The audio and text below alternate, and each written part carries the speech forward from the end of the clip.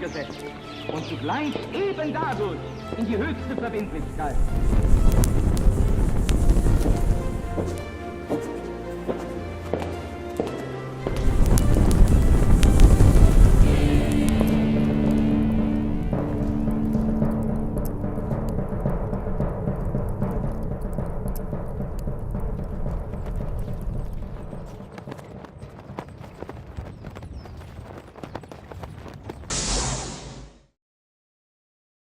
Buenas tardes, bienvenidos a esta propuesta que se titula La Brújula, estas charlas de café, estas tertulias que venimos compartiendo ya desde el año 2014, pero ahora estrenando estudio, gracias a la gente de Conclusión TV.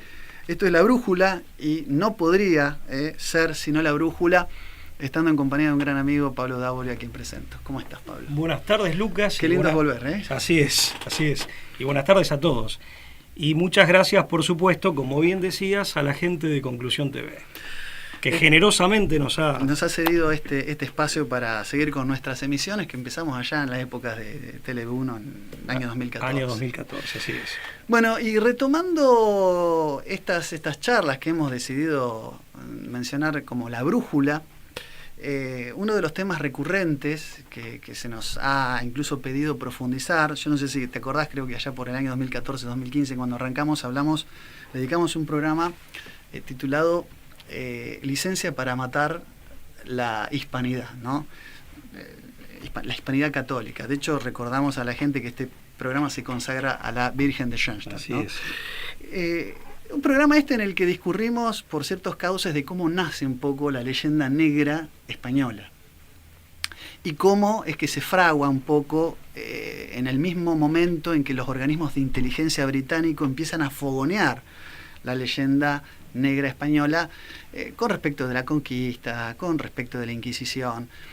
Por supuesto que contra la leyenda negra no hay que anteponer la leyenda rosa. Por Seguramente supuesto. que la historia es muy compleja, está llena de episodios, algunos más alegres, otros más tristes, pero hay que decirlo sin ambajes, sin galimatías, la leyenda negra ha tenido un fuerte impulso por parte de la corona británica a partir de lo que fue el siglo XVI, ¿no? Y fue una respuesta al siglo de oro español, ¿no? Cómo la hispanidad amplió ese bagaje de cultura, de literatura, con el Cervantes que peleó en Lepanto en 1571 y después llegó al Everest de la literatura española con el ingenioso hidalgo Don Quijote de la Mancha, de Francisco de Quevedo. Y una figura que no podemos dejar de mencionar y que nos han pedido que le dediquemos un par de minutos es al emblemático consejero de Isabel I de Inglaterra, John Dee, ¿no?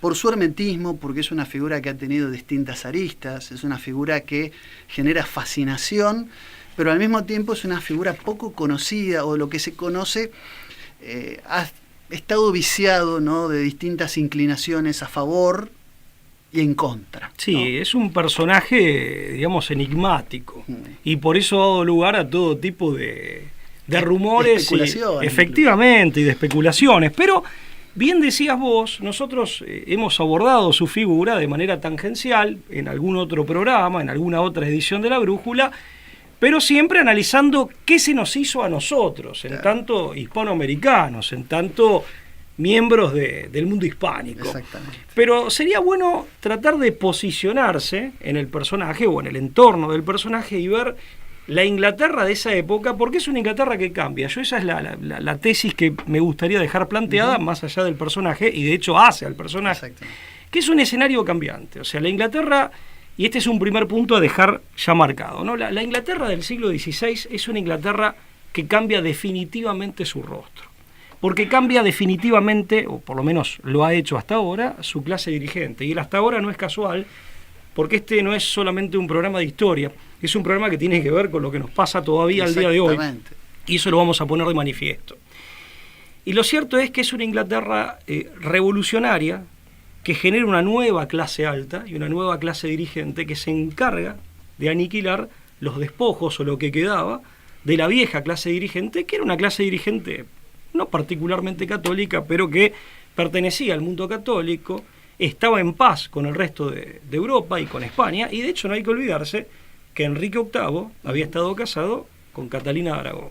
Y que de hecho, María I de Inglaterra, María I de Inglaterra, hija de los reyes católicos, claro, Isabel de Castilla y Fernando de Aragón. Efectivamente. ¿No? Nada menos. Y la reina María, que gobernó muy poco tiempo y que intenta volver a Inglaterra y no puede retrotraer ese proceso revolucionario, en definitiva se casa con Felipe II, con el hijo de Carlos V. Entonces, ahí hay un cambio de dirección en la historia de Inglaterra que va a impactar en el resto del mundo y muy especialmente en Occidente y más específicamente en el mundo hispanoamericano o hispano-católico.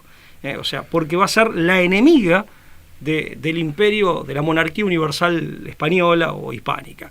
Y por lo tanto enemiga también de los pueblos, nos seleccionó como enemigos, de hecho, de los pueblos que formamos parte de ese ecúmene todavía hasta el día de hoy. De esa hispanidad. Un dato histórico que me parece muy importante, mencionaste a Felipe II, ¿no? Rey que se contrapone, hablando de figuras, siendo muy contemporáneo a la figura de John Dee por múltiples aristas y por múltiples cuestiones. Primero porque son contemporáneos en todo sentido. Ambos nacen en 1527. Felipe muere en 1598 y John Dee muere en 1608, 10 años después apenas. O sea, son realmente hijos del siglo XVI. Y además, como bien dijiste, Pablo, Felipe, rey de España, se casa con Catalina y su influencia llega, ¿no?, a esa isla que en su momento estaba en un estado, insisto, de una vieja aristocracia que se empezaba a renovar. Y Felipe respetó, mientras estuvo casado con Catalina, que vos dijiste fue un periodo muy, muy breve, entre 1554 y 1558, cuando fallece María. Él respetó los consensos matrimoniales y las leyes de Inglaterra, o sea, se gobernó bajo toda la legislación y aún así tuvo muchísima resistencia Felipe. De hecho, miembros de la corte, sobre todo protestantes, intentaron en su momento matarlo, ¿no?, en Westminster en 1555, o sea, organizaron una conspiración contra Felipe. Sin embargo, cuando muere María, Felipe hace un paso al costado e Isabel, que es hija de Ana Bolena, ¿no?, que sabemos que después Enrique VIII manda la considera traidora, termina decapitada Ana Bolena, pero Isabel I es la que termina de evitar ese intento de abrogar el anglicanismo que con María I se había dado en Inglaterra. Con una pequeña cuestión más. Ahí viene el paso de los Tudor a los Estuardo y esa transformación y ese anglicanismo queda para siempre. Queda para siempre. Aparte con una cuestión en el medio muy importante, en realidad dos. Cuando Enrique VIII hace, digamos, la fundación del anglicanismo y rompe con Roma, se apropia de todas las tierras de la Iglesia. Y ahí comenzó no solo la apropiación por usurpación de las tierras de la Iglesia, sino también la usurpación, el despojo de los monasterios. Que no es solamente un cambio de titularidad, como bien marcan algunos historiadores, es un cambio de titularidad por la fuerza, o sea, es un acto de despojo, un robo, pero además fue un cambio de destino. Porque estos nuevos nobles o estos nuevos ricos que de pronto comienzan a constituir la nueva nobleza, no solo hacen eso, sino que adoptan la ideología calvinista o la religión calvinista, como se le quiera llamar, para legitimar la usura, que hasta ese momento estaba prohibida. Un caso claro es el de Thomas Cromwell, que va a ser una suerte de tío bisnieto de Oliver Cromwell, claro, un gran perseguidor de católicos. Los irlandeses lo padecieron, que ya en el siglo XVII.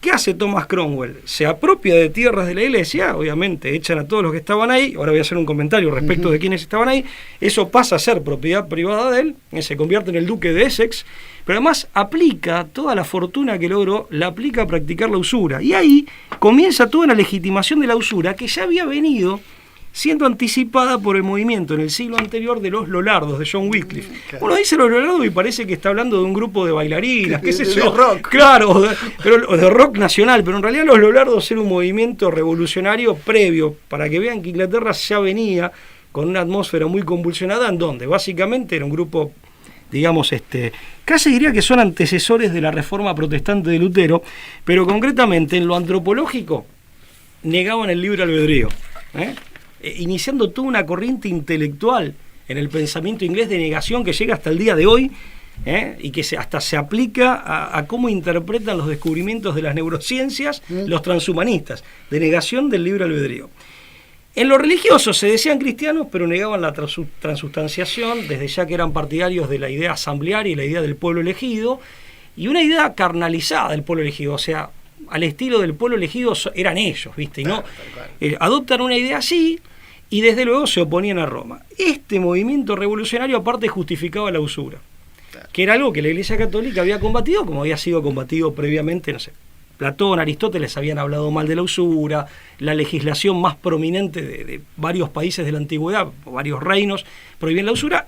Ellos en realidad lo que hacen es la habilitación de la usura, con lo cual lo que se genera es una clase alta nueva, profundamente anticatólica, en el fondo anticristiana, que practica esotéricamente el ocultismo, y ahí vamos a ir a John Dee, pero que además cimenta todo su poder y su fortuna sobre la base del despojo de inmobiliario, del despojo de riquezas y al mismo tiempo sobre la base de la usura. O sea, cualquier parecido con el mundo de hoy no es mera coincidencia, en realidad uno puede establecer una genealogía.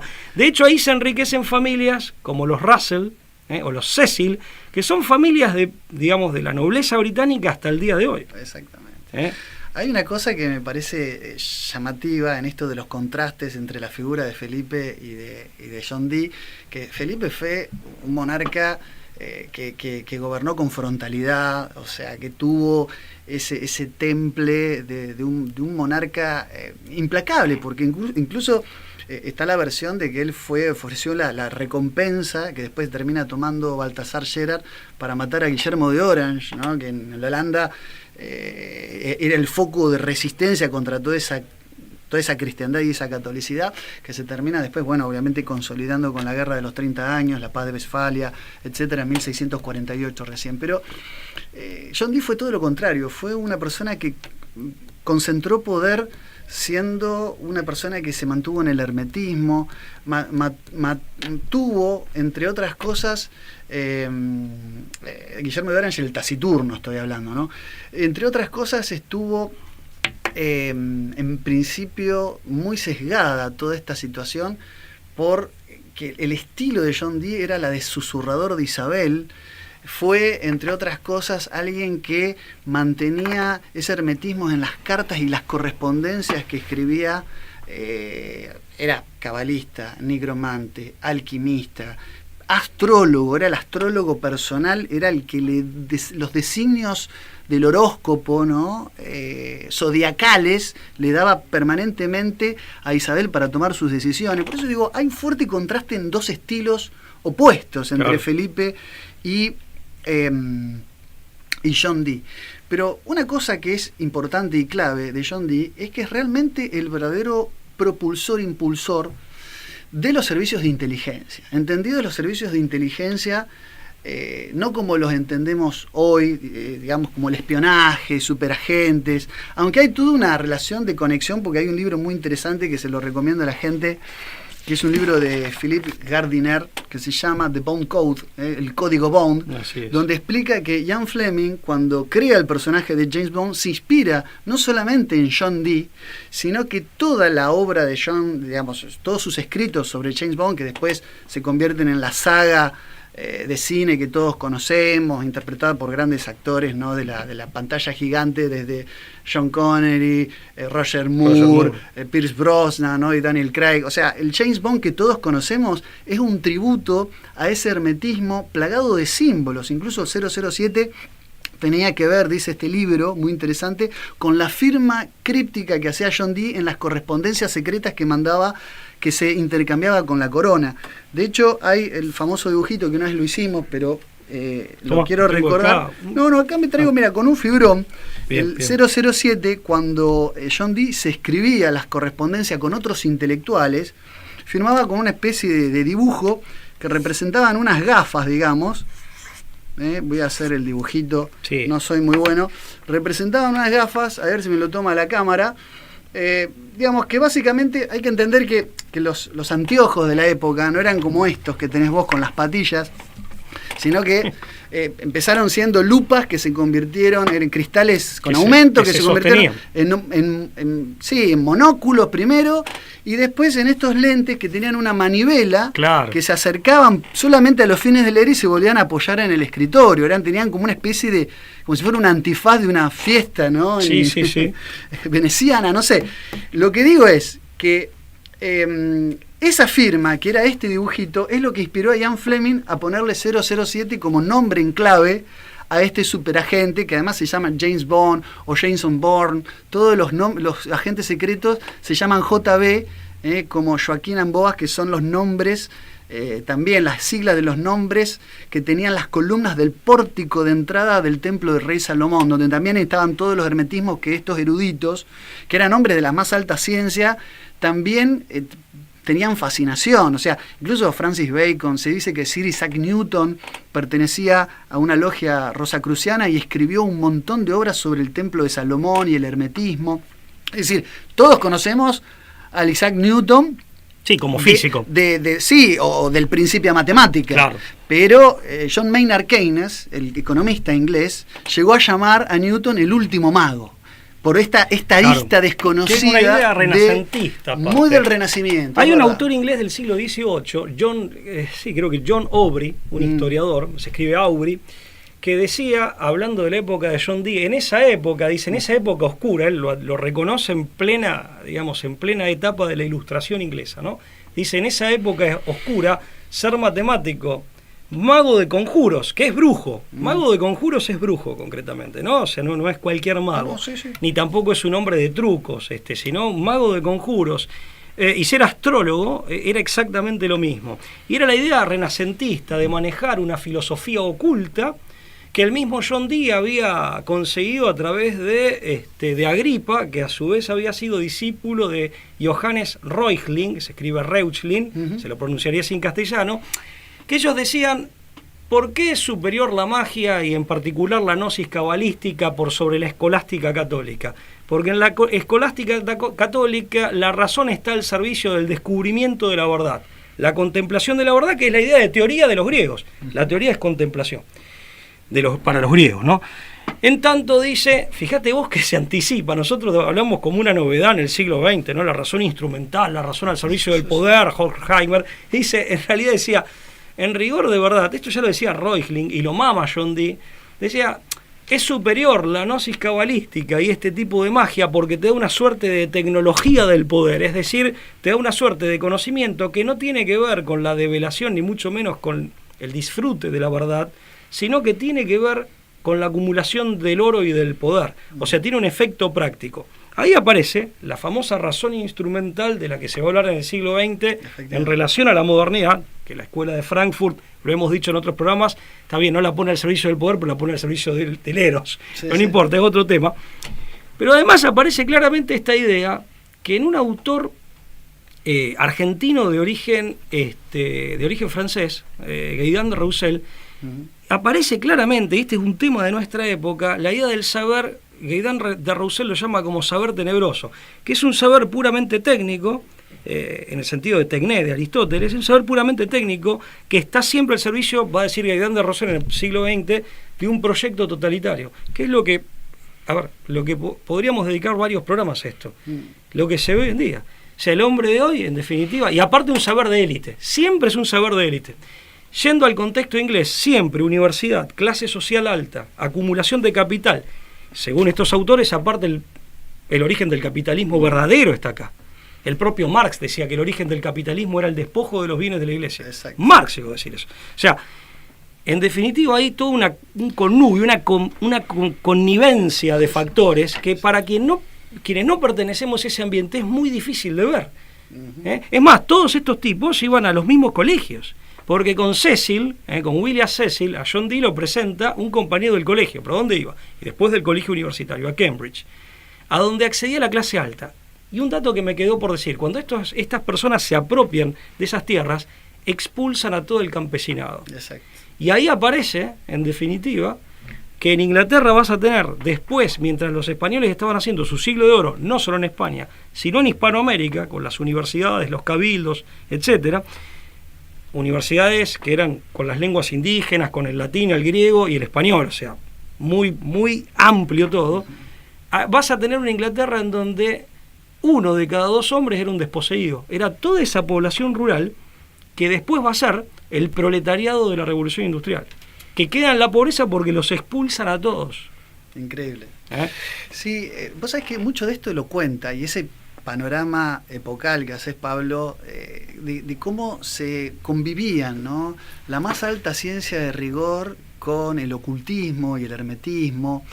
Incluso de John Dee, he leído, esto lo cuenta, hay una autora que es la más importante historiadora del ocultismo británico, que es Frances Yates, que es una mujer, una historiadora inglesa que escribió dos piezas que para mí son fundamentales: el Iluminismo Rosacruz, que después también quiero hacer alguna mención sobre esa logia, y la filosofía oculta de la época isabelina, donde cuenta que John Dee llega, ¿no?, a reunir una de la biblioteca más grande de toda Europa, en una localidad ribereña de Mortlake.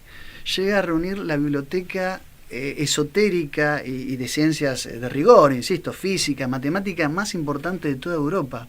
Ni el museo, ni la biblioteca del Museo Británico debe tener los escritos, o hoy debe conservar mucho de lo que en su momento se albergaba ahí. Era como una especie de nueva biblioteca de Alejandría, ¿no?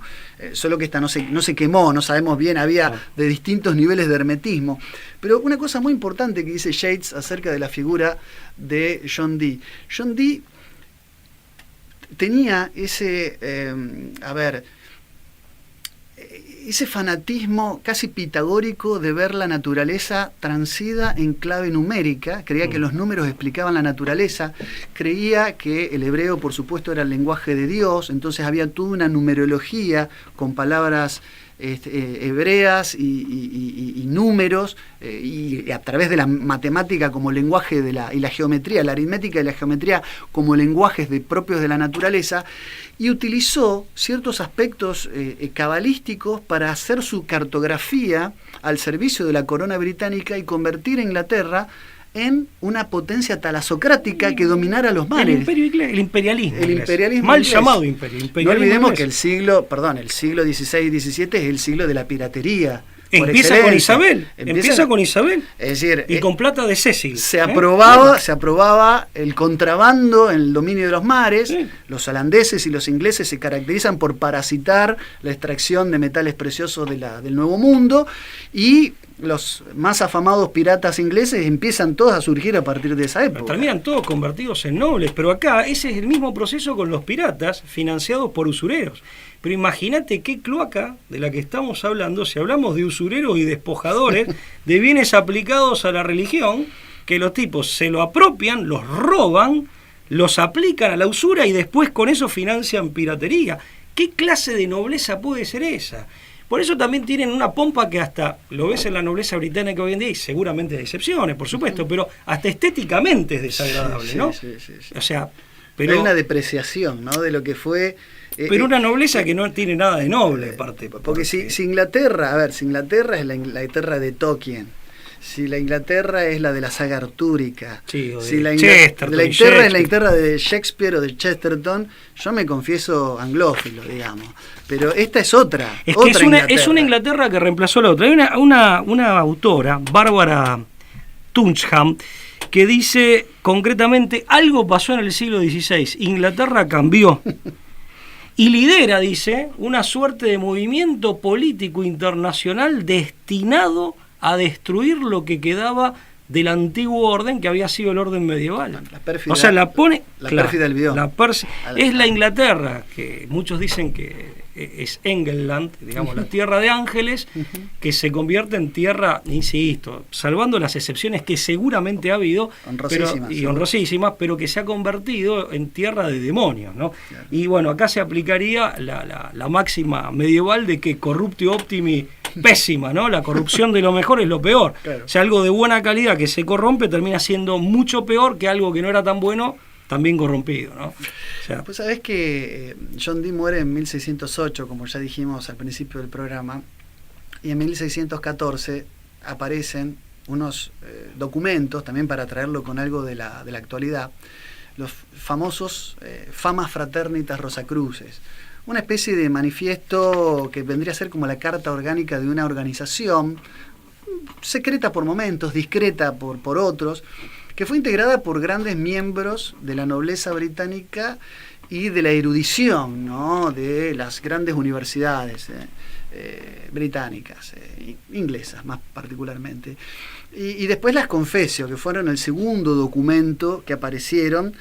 Y este rosacrucismo, ya insisto, de que incluso el Ian Fleming, creador de James Bond, se dice tenía una membresía o hacía una reivindicación a través de los símbolos y la estética del personaje. Y también que todos era conocemos. de los servicios secretos, Ian Fleming. También era. Bueno, el MI5, ahí está, claro. El MI6, son consecuencias de este trabajo ya de la guerra que nosotros hemos dado a llamar guerra invisible, la guerra, claro, por otros medios, la guerra psicológica, la ingeniería social, ¿no?, la batalla cultural, obviamente contra esa hispanidad, insisto, que iba desde Filipinas, ¿no?, hasta las Américas, ¿no? Sí, donde nunca se ponía el sol, ¿no? En la época de Carlos V era emperador, no se ponía el sol. En la época, ¿no?, de Carlos V fue el imperio más grande del mundo. El más grande y más extenso y más diverso. Porque mientras nosotros tuvimos acá un imperio español que formaba, insisto, sin caer en la leyenda rosa, que formaba virreinatos, en el norte se montaban colonias. Claro. Por eso está tan mal cuando yo escucho a alguien que dice, no, cuando éramos colonia nunca fuimos colonia. Española. No, fuimos colonialismo español. Fuimos virreinato. Nunca existió. Claro. O sea, el virrey era representante del rey. Y bueno, nosotros somos Argentina, Argentum, somos un desprendimiento, el Río de la Plata, es el virreinato del Río de la Plata, que es a su vez un desprendimiento del virreinato del Perú. O sea, fuimos alguna vez, éramos, también, como dice nuestro amigo Patricio Lons, no éramos de España, éramos España. Claro, en todo caso éramos otro tipo de españoles, pero éramos España. Seguramente. Sí, pero además, como bien decís vos, distintos grupos étnicos, los más diversos, que lograron amalgamarse y en muchos casos fusionarse, dando lugar a pueblos nuevos. Entonces, a identidades nuevas. Eso solamente se logró en esa matriz que, como bien decís, no tiene por qué, no es necesario tampoco hacer una leyenda rosa y sería faltar la verdad, pero ciertamente está muy lejana de esa leyenda negra. Ahora, respecto de John Dee, que vos decías del tema del ocultismo y demás, él cuando va a asumir después Isabel... Te voy a leer un fragmentito que traje. ¿De la autora? No, de un autor llamado Joel Levy. Sí, lo conozco. Pero es un libro súper interesante. Sí, tiene algún dato interesante. Después te quería leer un pequeño parrafito para conectar todo esto que venimos hablando. Pero no te quiero interrumpir. No, simplemente que él escoge, también, digamos, hace una suerte de cálculo astrológico para escoger la fecha de asunción de Isabel I, digo bien, uh-huh. Y respecto de su media hermana, él se sabía y se denunciaba en aquella época de que él, cuando, digamos, María I gobernaba, uh-huh, que él hacía, digamos, le llegaba a la reina que hacía todo el tiempo trabajos de brujería, uh-huh, con tal de conspirar contra ella, entre muchas otras cosas. En realidad, John Dee, ¿cómo salta a la luz pública? Él trabajaba con el obispo Edmund Bohun, que era obispo de Londres. Cuando asume María I, ella empieza, la verdad que Felipe II, según algunos autores, está bien, no podía estar en todos lados el hombre, pero no estuvo tan presente, de hecho estuvo poco tiempo en Inglaterra. Estaba mucho más tiempo en Holanda, lo que sería, digamos, la zona de Flandes, digamos, o si no en España. Pero en Inglaterra estuvo poco tiempo, no la apoyó mucho, ella puede hacer poco. Cuando empieza a hacer esa suerte de reconstitución del catolicismo, nunca llega a recuperar las tierras que el Papa Julio III reclamaba y demás, pero sí por lo menos vuelve a amigar a Inglaterra con el Vaticano. Más allá de eso, el problema eran los católicos ingleses, que eran un montón y habían quedado como siendo ciudadanos de segunda, y después les fue mucho peor. Eran mirados casi como traidores a Inglaterra. Pero eso vendría después. Lo cierto es que ella se apoya mucho en el obispo de Londres, que era Edmund Bohun, y cuando se descubre una conspiración, el que cae, la citan a la corte, a Isabel, a la que va a ser Isabel I, y el que cae es John Dee, que era colaborador del obispo, con lo cual era una suerte de infiltrado, ajá, que ya estaba trabajando adentro. En el obispado inglés. En el obispado de Londres, así es. Qué increíble. No, yo para... contarte, acá tengo un librito muy interesante, bueno, ahí lo tenemos a don John Dee, un fragmento, dice: los manifiestos rosacruces, que es esta especie de conglomerar a miembros de la erudición británica a través de cierto hermetismo, con fines políticos, ¿no? Tratar de generar cambios culturales a través de los intelectuales. Esa ha sido la función histórica o la pretendida función de los intelectuales, que es generar un cambio de percepción también en las sociedades, ¿no? De hecho, se le adjudica a John Dee haberse anticipado a Marx, esto de que la filosofía no tenía que limitarse a interpretar al mundo, sino de transformarlo. Fue precursor de esa idiosincrasia de Carlos Marx que nos enseñan en las universidades.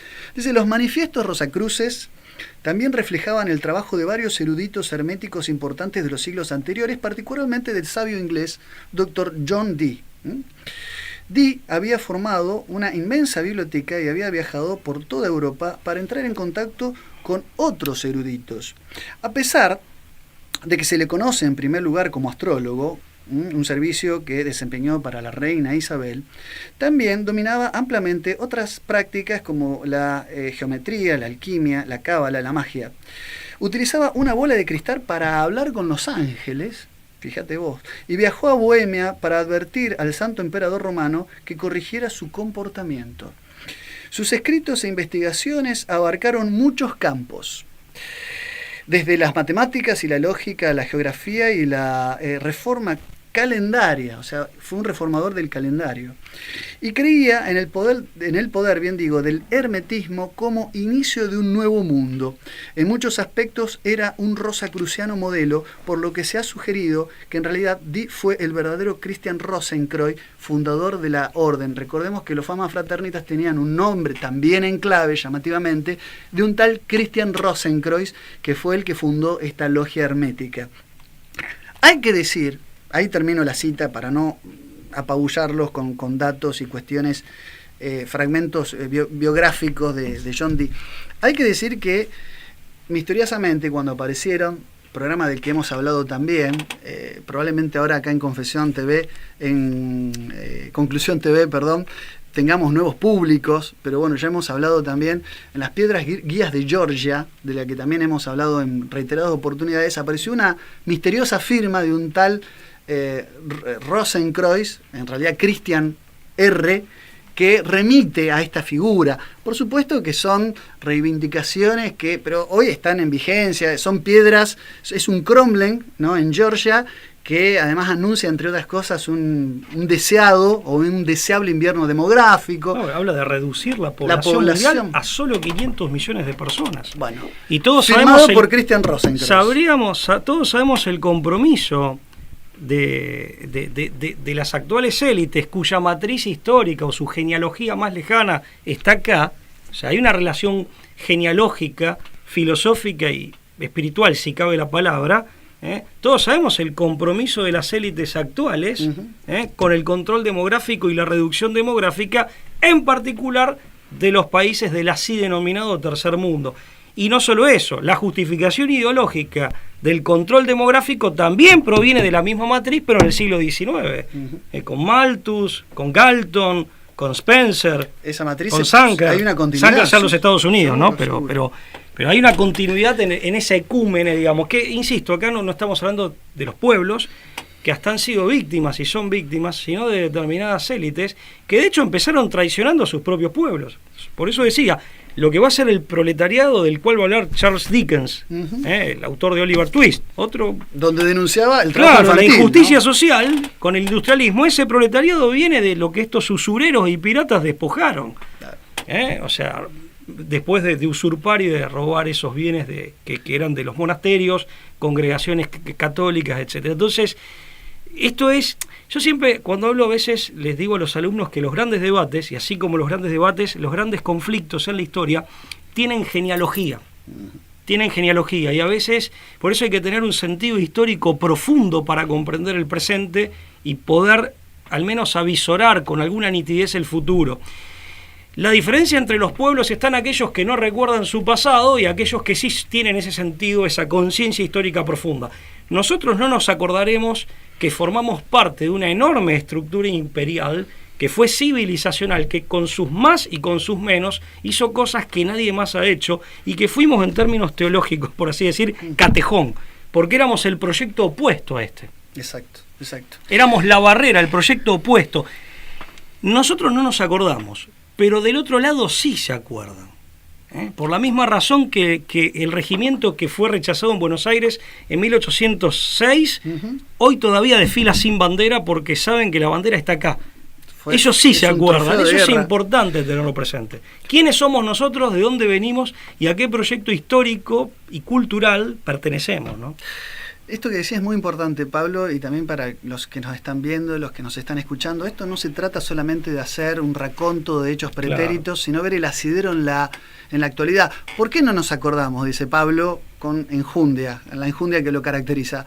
Porque somos productos e hijos de esa misma ingeniería social y ese lavado de cerebro que durante mucho tiempo la ingeniería, producto de los servicios de inteligencia, que a partir de esa nueva Inglaterra convertida o depreciada o degradada en pérfida albión, se fue pergeñando y se fue construyendo, se fue vertebrando. Quiero decir una cosa, eso que dice Pablo de que ellos no se olvidan, se volvió a vivir por única vez en Malvinas. Porque hoy, cuando hablamos, ¿no? El otro día entrevisté en mi canal personal a Horacio Ricciardelli, ¿no? Que contaba, lo mismo me pasó cuando hablé con Nicolás Casanseu, cómo actualmente los oficiales, no soldados ingleses, los oficiales ingleses siguen teniendo un profundo respeto y siguen tronando, ¿no? Y siguen resonando todavía en la voz de aquellos combatientes por parte de Inglaterra, de Margaret Thatcher, de la Dama de Hierro. Siguen resonando eso. Nosotros 2 semanas más no hubiéramos aguantado en el suelo insular malvinense, por la embestida que habían sufrido en determinado momento de la guerra. Después las cosas, bueno, se presentaron. Los ingleses son testimonios que, insisto, con distintos veteranos de guerra he logrado acopiar, he logrado compendiar y bueno. Incluso el libro No Picnic, ¿no? De Jeremy Moore es un libro en donde dice no fue un picnic, no fue un paseo.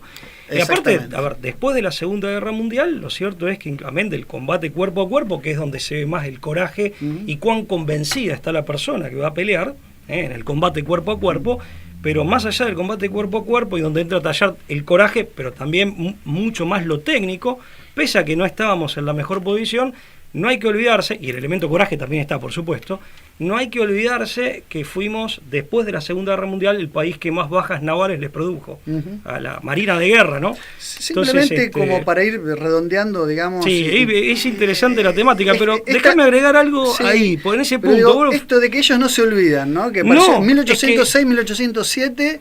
Y digo, en Malvinas ese espíritu y la vuelta de obligado, después en la época de Rosas. Ahora, fíjate que cuando finalmente sufrimos esa derrota, que uno en términos históricos la ve como momentánea, pero derrota al fin y que tiene que ver con nuestra contemporaneidad, el nieto de Winston Churchill, en la Cámara de los Lores, es un lord, dice, y acá la expresión clave está en el ahora sí. Ahora sí, a la Argentina hay que revolcarla en el fango de la humillación. Lo de revolcarnos en el fango de la humillación que este hombre postulaba para nosotros, bueno, cada uno analizará si esto tiene algo que ver o no con lo que ha pasado con nuestro país desde aquella época hasta acá, más allá de que antes había problemas también, por cierto. Pero el ahora sí creo que es la clave de la perspectiva histórica. ¿Por qué el ahora sí? Significa que había cuentas pendientes de antes, ¿no? Y no hay que olvidarse que Churchill es el hombre que celebró abiertamente, también en la Cámara de los Lores, el abuelo de este señor, la caída, por ejemplo, de Perón, diciendo que eso era para el Imperio Británico una noticia tanto más importante que su derrota, que la victoria que habían tenido en la Segunda Guerra Mundial. Sí, la historia se repite, ¿no? Hay una cadena, ¿no? Sí, y podríamos seguir. Efectivamente. Yo creo que la historia se repite, más allá de si se repite como parodia o se repite como desgracia. La historia se repite y siempre ha quedado, ¿no? Ese enfrentamiento casi, podríamos decir hoy, metafísico entre el Imperio Español, su legado y el imperialismo inglés. Siguen esas fuerzas chocando permanentemente. Una cosa que yo no dije y quiero mencionar solamente es que hay una línea de investigación sobre la figura de John Dee, la menciono al pasar solamente para decir que no la desconocemos, que es la pertenencia de John Dee a la logia Einherjar. Solamente encontré 2 o 3 pasajes en apenas 1 o 2 autores, pero no encontré evidencia que lo vincule también con la logia Einherjar, que tendría planes absolutamente distintos al rosacrucismo, que fue un poco el rosacrucismo el vehículo, ¿no?, para hacer esa transformación, ese paso de la masonería operativa a la especulativa, etcétera, etcétera, ¿no? Que sabemos que a partir de 1717 Inglaterra también se convierte, ¿no?, en redil, en nodo de esta tan trascendente, reformadora de la historia como es la masonería especulativa. Ahora, lo que vos decís, Pablo, es cierto. Nosotros lo que tenemos que hacer es simplemente evitar el olvido a través de un estudio y una comprensión profunda de la historia, de una revisión a conciencia de los acontecimientos históricos, y esto que le decís vos a tus alumnos, bueno, es materia obligada para cualquiera que ejerce la docencia, con espíritu crítico.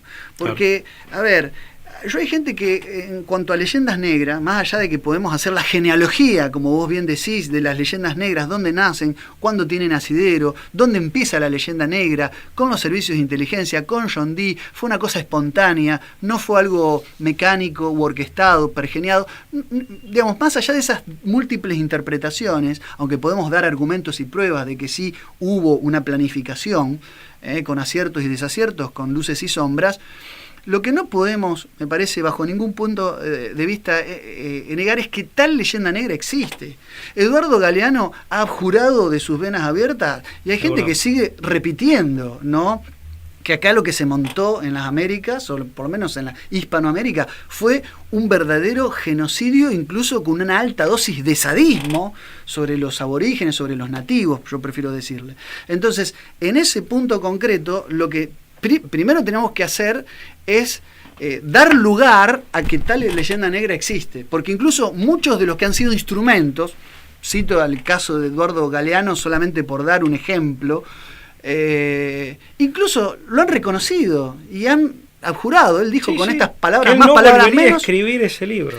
Si yo tuviera oportunidad de volver a hacerlo, este libro no lo hubiera escrito, ¿no? Totalmente, y aparte, a ver, desde ya por eso es muy importante rescatar la buena fe, la honestidad intelectual, más allá de si uno considera que hay de pronto alguna afirmación errada o alguna tesis que no sería cierta, que aparte, como todo, uno también se tiene que someter al debate y a la crítica, eso está clarísimo, También hay muchos autores que provienen de esta matriz o que pertenecen a este ámbito, que son ingleses, ¿no? O que pertenecen al ámbito anglosajón. Yo antes citaba a Barbara Tuchman, pero hay muchísimos otros, Mannix, hay muchísimos otros que hacen una suerte de revisionismo y advierten este caldero del diablo, lo advierten como un tumor enquistado en sus propios países, pero uno de los primeros en advertirlo fue Shakespeare. O sea, tampoco es algo novedoso. O sea, y es un hombre que tiene, si vos lo lees, y era inglés, pero tiene mucho más que ver de pronto con las tradiciones con las que uno se puede sentir identificado con lo que representó esta nueva clase alta. Una cosa que me gustaría, para ir cerrando, pero mencionar, vos hablaste de batalla metafísica y ciertamente que lo es, Yo creo que en ese sentido hay que hacer un esfuerzo pedagógico, incluso autopedagógico, uno mismo, ¿no? Hacer análisis crítico de todo aquello que uno mismo por ahí, poner en crisis incluso las propias convicciones o lo que uno daba por cierto.